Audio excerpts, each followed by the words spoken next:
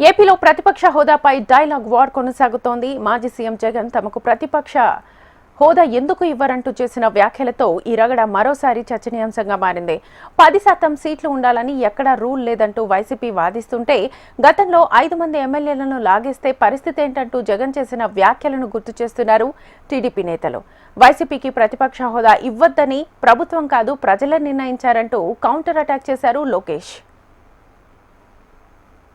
చంద్రబాబు నాయుడు అనే వ్యక్తిని మేము ప్రతిపక్ష హోదా ఇచ్చినాం. ఎక్కడ రూలింగ్ లేదు, ఎక్కడ దెర్ ఇస్ నో రూల్.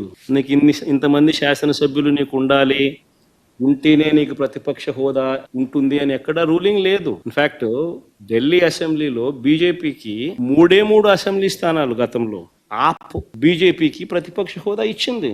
మేము కూడా 5 మంది శాసనసభ్యులు తెలుగుదేశం పార్టీ నుంచి పక్కన కూర్చుంటామన్నారు. మా వాళ్ళు అయితే ఇంకా లాగేసినామనంటే ఇంకా 10 మంది లాగుతామన్నారు. వద్దు, లాగాకండి అని నేనే చెప్పాను. కానీ ప్రతిపక్ష హోదా నేనే ఇచ్చి అసెంబ్లీలో ఉన్న పార్టీలు ఏవి?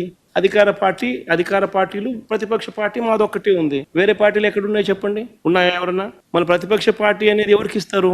చంద్రబాబు నాయుడు గారికి 23 మంది శాసనసభ్యులు ఉన్నారు. దీన్ని కానీ లాగేస్తే ఆయనకు 18 మంది కూడా ఉండరేమో, అప్పుడు ఆయన ప్రతిపక్ష నాయకుడు స్టేటస్ కూడా ఉండదని చెప్పి ఇదే జగన్మోహన్ రెడ్డి గారు ఈ హౌస్లో మాట్లాడిన సంగతి అందరికి తెలుసు. మరి తెలియదనే మాట అది వాస్తవం కాదని చెప్పి మన అందరికి అర్థమవుతుంది. ప్రతిపక్ష నాయకుడిగా గుర్తింపు పొందాలంటే సభలో కనీసం 10% సంఖ్యాబలం ఉండాలన్నది నిబంధన గురించి ఆయనకి స్పష్టంగా తెలుసునని సభాముఖంగా ఆయన చెప్పిన ప్రసంగం రుజువు చేస్తుంది. ఇలా కోరి మతిమరుపు తెచ్చుకోవడం మాజీ ముఖ్యమంత్రిగా, మాజీ ప్రతిపక్ష నాయకుడిగా ఆయన హోదాకు తగిన కాదని నా అభిప్రాయం.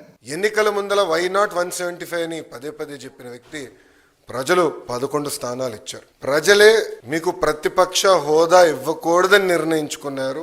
నోరుంది కనుక ఇప్పుడు కూడా నేను అనుకుందే రైటు, అధికారంలో ఉన్న వాళ్ళు నేను కించపరిచే విధంగా మాడతాను, ఎగతాళి చేస్తా ఉంటాం. నిజంగానే చాలా బాధాకరం. చట్టాన్ని ఉల్లంఘించి ప్రతిపక్ష హోదా ఇవ్వమంటారు ఆయనకి? ఇప్పుడు జగన్మోహన్ రెడ్డి గారికి చట్టాన్ని ఉల్లంఘిస్తాం బాగా అలవాటు స్వామి, అందుకే అన్ని కేసులు ఉన్నాయి ఆయన పైన. ఇప్పుడు రూల్స్ ఏం చెప్తుంది? పార్లమెంట్ కానివ్వండి, అసెంబ్లీ రూల్ బుక్ చాలా స్పష్టంగా 10% ఉండాలి అని చెప్తుంది. మళ్ళీ ఆయనే గతంలో చెప్పాడు కదా, గౌరవ ముఖ్యమంత్రి గారిని చూస్తూ ఆ గతంలో ఆయనే చెప్పాడు కదా, ఒక 4-5 ఎమ్మెల్యేని లాగేస్తే ప్రతిపక్ష హోదా కూడా మీకు ఉండదు అని చెప్పాడు కదా. రో 11లో కరెక్ట్గా 11 మంది కూర్చోవచ్చు, రమ్మని చెప్పండి, చర్చిద్దాం.